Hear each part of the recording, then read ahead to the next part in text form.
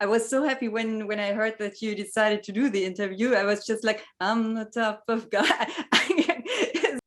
And my last two questions, they start with, is it true? Because I read a lot of your life and a lot of facts, and I just wanted to ask you if it's true, number one, that you met Ringo Starr and John Lennon while shopping jackets. Is that true? Is that... I did. Yes. Yeah, in 1964, I lived in Manhattan.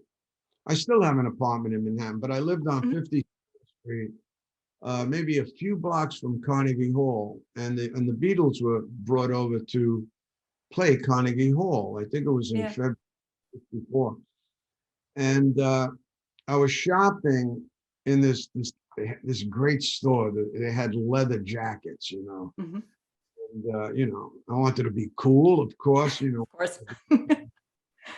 Leather jacket. So I'm like looking at, and I walk over to the rack, and the John Lennon and Ringo Starr were there, and you know, we were talking, and I introduced myself. He said to me that, you know, he loved the song Ruby Baby, and they play it in Hamburg when they were honing their skills. And we bought the same leather jacket. He wore his on rubber sole. It's like a brown suede, you know, short jacket. I still have it. I think I have to get it sprayed or something. It got a little stiff, but it's a great jacket.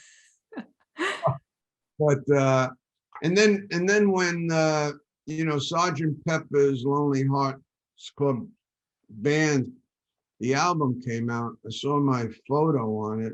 Yeah, you were on the cover, is that right? Yeah, and I thought right away to that conversation I had with John that maybe he mentioned that, and they cut, you know, the head of the Ruby Baby album cover out, you know, and they, you know, that okay.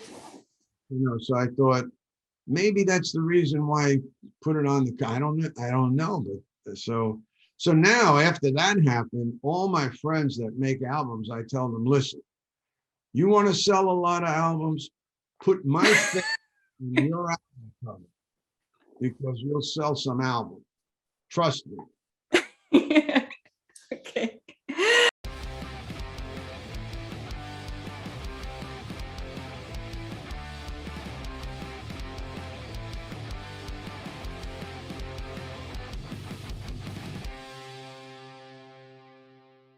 My first question is always the same. First of all, I want to say thank you that you take your time to talk to me today. But my first question is always the same. How are you at the moment? There's crazy times right now here in Germany, in the USA too. What is the situation right now? You know, I know it's a crazy time, and there's been a lot of sadness and brokenness and heartache and scary times for a lot of people. But in a sense, the pandemic, the shutdown, actually worked for me in a very positive way, because it kind of focused me. I don't know why. I hadn't, you know, it just focused me laser sharp, and I kind of found myself under the wellspring of creativity, and I've written maybe 30 of the best songs I've ever written in my life, and I made 2 of the best albums I've ever made. I had nothing to do. So a friend of mine and myself got together, and we ripped through these things, and being a lot of people were in the same predicament I was in, I got a lot of help, you know, because I've been writing great songs. I know how to communicate the songs. I know how to groove. I'm a rhythm singer. So I got great tracks, and then I send them out to these great guitar players like Eric Clapton or Mark Knopfler or Jeff Beck. And I've been getting a lot of great help and making a lot of friends that some of these guys I never really talked to for more than 15 minutes. So it's just been an incredible time for me, a very positive, a very good time, a very creative time. And I said all that, it translates to a lot of health, and, I feel good. So, I'm not minimizing what's happening around me.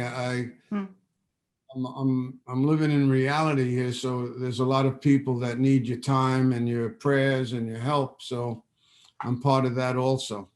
Yeah. So let's talk about your creativity. You already mentioned your album, Stomping Ground. You work together with, as you said, a lot of very famous people, a lot of your friends, as you said, just like Bruce Springsteen, Eric Clapton, and so on. And I asked myself, why did you decide to work with them? Are they really friends of yours?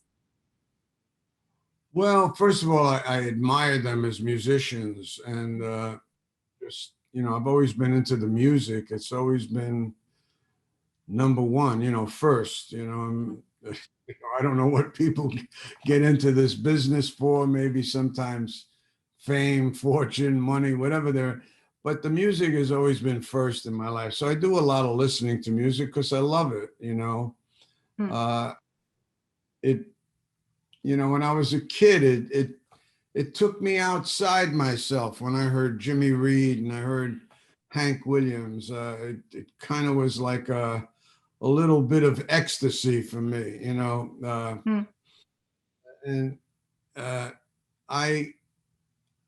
I've always been, I guess my whole life has been maybe the vision, the drive I've always had is to, how do I find that thing inside myself, why these people brought me to a place of beauty and enchantment. And I always was looking of how to develop that and create that so I could transmit it to somebody else and let it live in them so they could feel it. So that's been my whole life, to try and do that. I'm easy to figure out. Do you have... I want to take people on a trip, Yeah. And do you have a favorite song on the album, or is it difficult to say that this one is my favorite or this one is my favorite? It's funny. I have a lot of favorites, but I really enjoyed doing Dancing Girl with Mark Knopfler. He has such a sound, and and I don't know. It was a little different than the blues. I enjoyed doing If You Want to Rock and Roll with Eric Clapton, and one of the songs I really enjoyed on the, one of my favorites was Angel in the Alleyways that I did with Patti Scialfa and Bruce Springsteen. That was so much fun to do because they just put so much time into it and love that. So I guess Angel in the Alleyways and Dancing Girl. Really, Okay.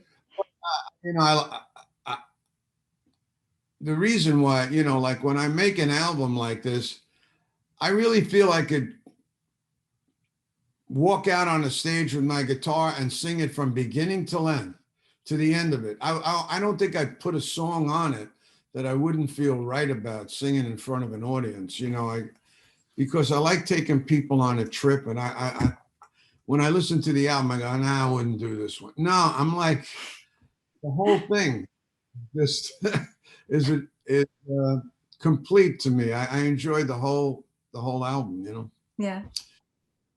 So. And how long did you work on it? This album took me, I had a few songs in my back pocket. There were a few songs I put on Blues with Friends, my last album, that did very well. I had a few songs that I didn't do, but the rest of the songs I just created it. Maybe it took 8 or 9 months, I would say. Okay. And the times, the way it is right now, was everything was very, I wasn't traveling. I wasn't on the road with my band, which I loved. I love to see the people in person, but you know, the state of the world, the way we were the last 2 years. So everybody seemed to have the time and the patience, and there's a lot of people been very creative in this time. What do you think about all this? Because normally when an artist publishes an album, there's a live tour, there are concerts and something like that. It's not possible right now. What is your opinion concerning this streaming subject via Instagram, Facebook, or something like that? Do you like it, or is it that you say, no, I just want to play live and in front of other people? No, I'm glad I have an outlet, like especially Facebook. They love videos. So I even had time to do a video on every song, and with these cameras, with the phone, all on the phone.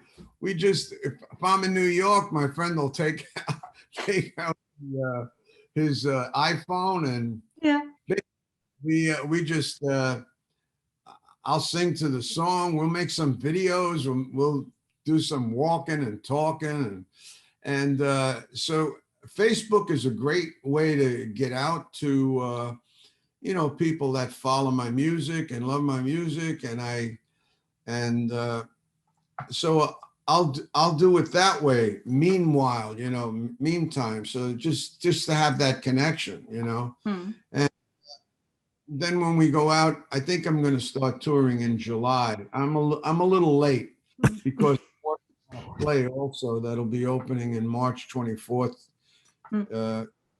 It's called The Wanderer, so I'm working on that, and then I'll go out on tour with my band in July. So that'll be fun. But meanwhile, I think you're right. The Instagram and Facebook gives you a little more time. You could put videos up, 4 or 5 minutes or whatever, and it's a great way to just connect with everybody. Yeah. I'm happy. Yeah, I wanted to talk to you about this musical on Broadway a few questions later, but we can talk about it right now. Is it true? Yeah, it's called The Wanderer, and it's a musical about your life, about your career, about your songs, and so on. I mean, how cool is that to get a musical?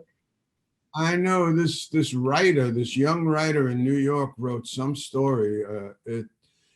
I'm just a friend. We're friends, and he never was writing down anything or on a computer. We just talk, we go out for lunch, we enjoy each other's company. And one day he comes up, just, I guess he gleaned from all our conversations. He put this story together, and it's quite extraordinary. It's full of early street rock and roll history and action, the gangs in New York, and romance, because I met this girl, Susan, when I was like 16 years old. I'm married to her today. We've been together. It's crazy. Yeah. It's like it's quite a while. We're almost married. Like, we're going to be married 59 years in March. It's crazy. Okay. So all because of my patience and tolerance, of course. Of course. I read in an interview that you said something like, blues is my DNA, or blues is in my DNA. What is the special thing about blues music for you? Well, the form itself, it's God-given. It's like the naked cry of the human heart longing to be in union with God. It's crying out. It's like, and you could express within the form of the blues, and it's very like heartfelt. You don't have to think. It's a natural form.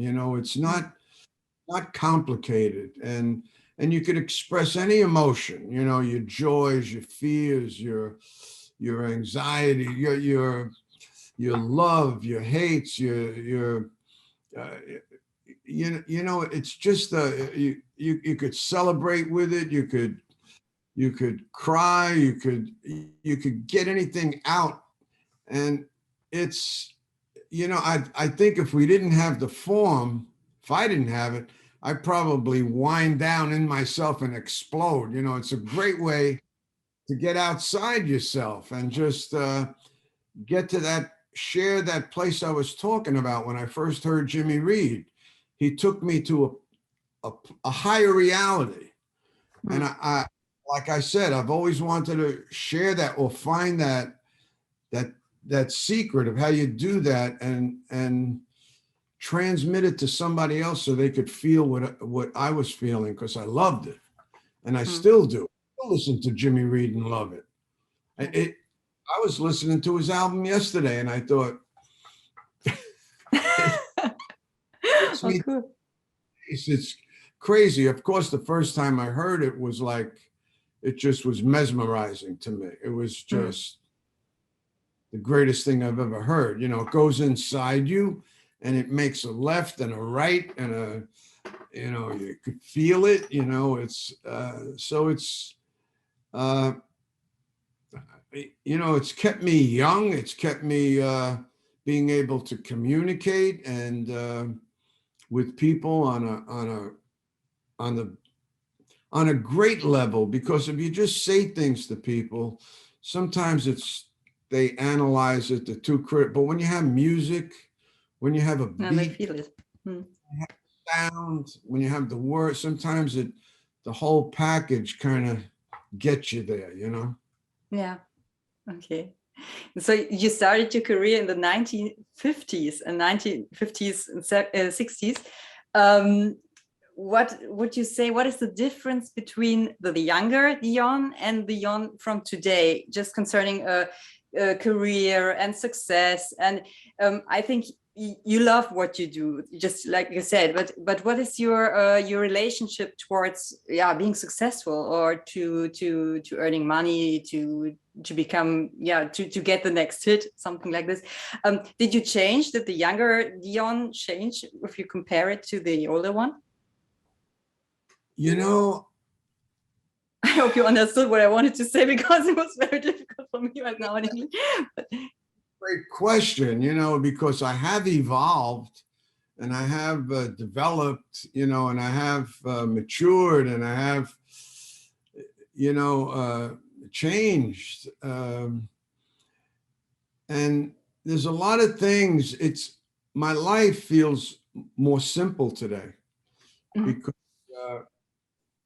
maybe I'm in a place where I could do what I want. I'm not interested in, I don't have to please anybody. And I'm not a young, insecure kid thinking, why are they telling me this? And why are they telling me? I know what I want to do. I know it when it's right. I know when the song is right. So I have all the clutter, you know, moved out of the room, you know, and I feel more free. I feel closer to the music. I feel like I could write better songs. I'm even singing well. I'm singing really, I don't know. You know, God gave me a gift and I'm still strong in singing, and I don't even sound my age. People tell me, you don't, there's no age to the way you sound. it's true. Yeah. And you know, I'm a lot more comfortable with myself and financially more comfortable. So I don't have to really struggle in that area. I don't have those worries. So in a way, I guess a simple answer to that question is I feel like the freedom of excellence. Like I'm detached from a lot of the stuff that, you know, a healthy detachment to wealth and I haven't drank or drugged in 54 years. I came into AA when I was a kid, like 28 years old, and I haven't drank and drugged for like 54 years, you know? So that's a real makes, it kept me strong because I didn't Yeah. kill myself, which I was doing. And, I don't have to worry about what people are going to say too much about me, or I'm not worried about, I mean, we all like approval, but I'm not connected to all that stuff. I just let it fall where it may, and I'm enjoying myself more. And being at the age I am, the most beautiful part about it is I can enjoy people more today. And I'm not afraid of being rejected. Like I ask all these guitar players to join me in making music, so we could, I got all these friends and we can make friends by making music. So, and it's a great thing, it's, and you do it, you want to do something great. And sometimes how you really see it is the album goes to #1 on Amazon or on Billboard, and you go, thank you. You really, in a way, you could see that people are receiving it and enjoying it. So here I am talking to you, and you're way over there in Germany. You're Germany, exactly. What part? What part of Germany? Düsseldorf. Ah, it's amazing, isn't it? Yeah. Would have been possible before Corona too, but a lot of people didn't use that possibilities. Yeah, it's cool. You know what I liked about Germany? You're gonna laugh. Pardon? The bread they have. The bread. Great bread, all kinds of bread. Yeah, I don't know how many different kinds of bread we've got. Yeah, that's right. I was at this hotel in I don't know, Hamburg or Cologne. I was eating like crazy. The food was unbelievable. There are a lot of Americans who say that. Yeah, that's right. Yeah. But we're used to it. We have white bread and black bread, and I don't know. I don't know how many. Variety of men. I was, I just, I gained 15 pounds, but I enjoyed myself. Did you? Yeah. So you are thankful for your life, for your career, for your friends, for the way things worked out for you. Yeah, I'm glad I lived this long. And are you going to be on tour in this summer in the US? Can you tell me something about your plans? Yeah, I have a great band, and we're going to go out at the beginning of July and we're going to work in the summer. And we just like getting out there and rocking the house, just having fun with the people, taking them on a trip. And it's just, it's what we do best and what we love doing. And the people love coming out and experiencing that, so that's what we're going to do. And can't wait, actually. I'm chopping at the bit because it's been a while. We've all been inside too long. Yeah, that's right. That's right. Out there. Okay. It's time to get there, Yeah. And my last two questions, they start with, is it true? Because I read a lot of your life and a lot of facts, and I just wanted to ask you if it's true, number one, that you met Ringo Starr and John Lennon while shopping jackets. Is that true? I did. Yes. Yeah, in 1964, I lived in Manhattan. I still have an apartment in Manhattan, but I lived on 50th Street, maybe a few blocks from Carnegie Hall, and the Beatles were brought over to play Carnegie Hall. I think it was in February '64. And I was shopping in this great store. They had leather jackets, And I wanted to be cool, of course, Of course. Leather jacket. So I'm like looking at, and I walk over to the rack, and the John Lennon and Ringo Starr were there, and we were talking, and I introduced myself. he said to me that, he loved the song Ruby Baby, and Yeah. they play it in Hamburg when they were honing their skills. And we bought the same leather jacket. He wore his on rubber sole. It's like a brown suede, short jacket. I still Yeah. have it. I think I have to get it sprayed or something. It got a little stiff, but it's a great jacket. But and then when Sergeant Pepper's Lonely Hearts Club Band, the album came out, I saw my photo on it. Yeah, you were on the cover, is that right? Yeah, and I thought right away to that conversation I had with John that maybe he mentioned that, and they cut the head of the Ruby Baby album cover out, and they that Okay. so I thought maybe that's the reason why I put it on the, I don't know, but so now after that happened, all my friends that make albums, I tell them, listen, you want to sell a lot of albums, put my face in your album cover, because you'll sell some albums. Trust me. Okay. And my last question, it's not funny at all, but I have to ask it. Is it true that you would have nearly taken the plane that Buddy Holly did? Well, I like the way you phrased that, because I could have taken it because I was offered a seat on the plane. And, because we flipped a coin, Buddy was tired of the bus breaking down and the long trips between each gig, and it was freezing weather out in the Midwest. So he wanted to charter a plane, and he did.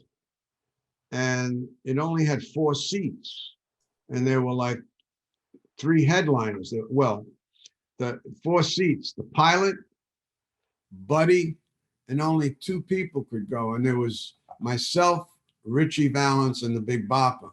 So we were headlining the tour, So he said, why don't you flip a coin? And we did. And I won the coin toss.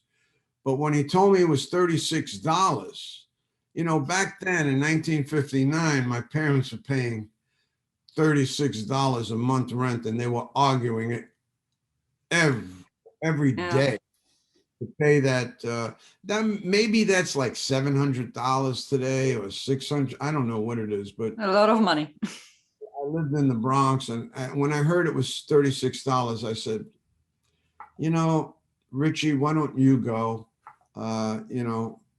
Wear a good heavy jacket, wear your jacket. I'll take care of your guitar, and why don't you go? And so he got aboard. That plane went down like 4 minutes after it took off. And I didn't want to spend $36 on just maybe an hour and a half trip to Fargo, North Dakota. And I miss those guys. I miss them. I love them. They were great writers and singers and guitar players and brothers. Like we spent 2 weeks together before that happened, and I miss them on a lot of levels. They were really special guys. But I'm grateful I'm here because I have 3 beautiful daughters, and and a wonderful wife.